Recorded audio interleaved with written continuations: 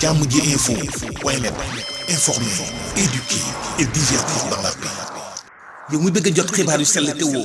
waaye itam bu ànd ak njàngalee ak xel mu dal ak jàmm gaawal gaaw abonné suñu compte YouTube bii nga xam ne moo di jàmm ji info point net.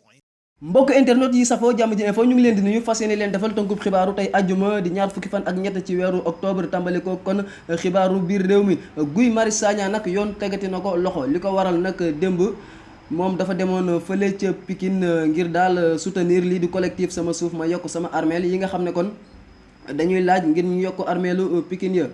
ci ginnaaw si nag kon la ko police bu Pikine daal teg loxo. Yoff Layeen xamle nañ ne kon ñoom duñu célébrer lii di mawlid wala gàmmu daal bu 2020 bi ñoom nag démb ci ab communiqué boo xam ne sax siiwal nañ ko ci lañ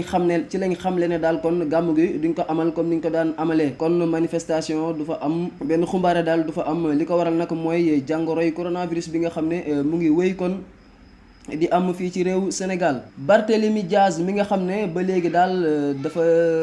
ba léegi kon de revendiquer dafa jàpp ne mu ngi bokk ci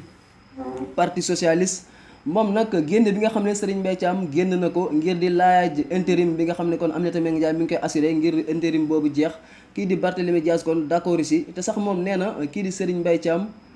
mënul nekk secrétaire général bu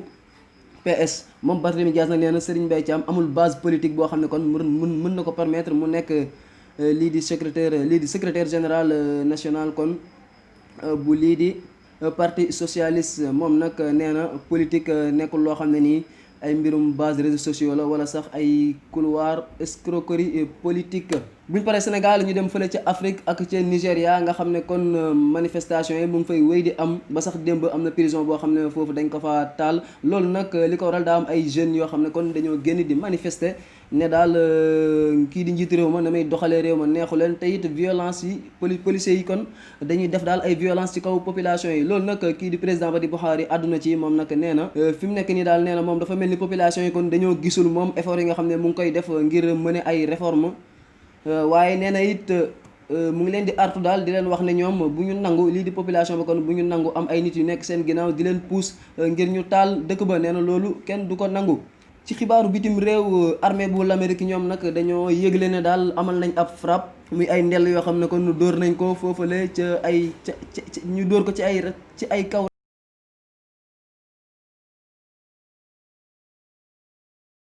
Observatoire syrien des droits de l'homme dëggal na ko kon ba sax ne attaque boobu jot na def lu toll ci 14 morts maanaam fukki nit ak ñeent kon ñàkk nañ ci seen bakkan juróom ya di ay jihadistes étrangers 6 yi nag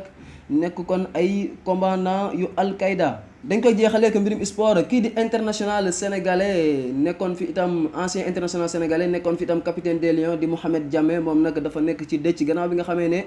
yaayam moo génn àdduna yaayam te ñu ko doon woowee Ndeye Khady Fall moo génn àdduna jàmm ji info nag kon mu ngi jébbal njaalam kii di international Mohamed Diame waaye it di ñaan ngir yàlla jéggal kookulee di ndeyam ji génn àdduna. gannaaw bi nga xamee ne nag Real Madrid dafa am ay défaites yoo xam ne daal dafa naqari club ba naqari itam kii di Zinedine Zidane nee na daal bu ñu moytuwul Zinedine Zidane kon dina jóge ci bopp club fii di Real Madrid. loolu nag foot mercato ñoom ñoo ko xamle ñu ne loolu nag li ko gën a waral bokk na ci défaite yi ñu mujjee am surtout défaite bi nga xam ne sax kon Real Madrid am na ko en Ligue des Champions face à Shakhtar Donetsk muy défaite bi nga xam ne ñu ngi leen ci dooroon 3-2 loolu nag ñu ne métti na trop kii di Zinedine Zidane moom nag ñu fàttali ne kon mu ngi dellusi woon ci club bi mars 2019 kon la dellusi woon ci foofu di Real Madrid ba permettre loon sax ñu jël lii di titre national bi. dañ koy jeexaleeg FIFA nga xam ne ñoom dévoilé nañ kon datu tirage au sort bu éliminatoire zone euro bu coupe du monde bi nga xam ne mu ngi war am 2022 fële ca Qatar cérémonie bi nag dinañ ko amal le 7 décembre fële ca Zurich ca Suisse bu 18h jotee wante nag sous forme virtuelle lay doon maanaam du am dajaloo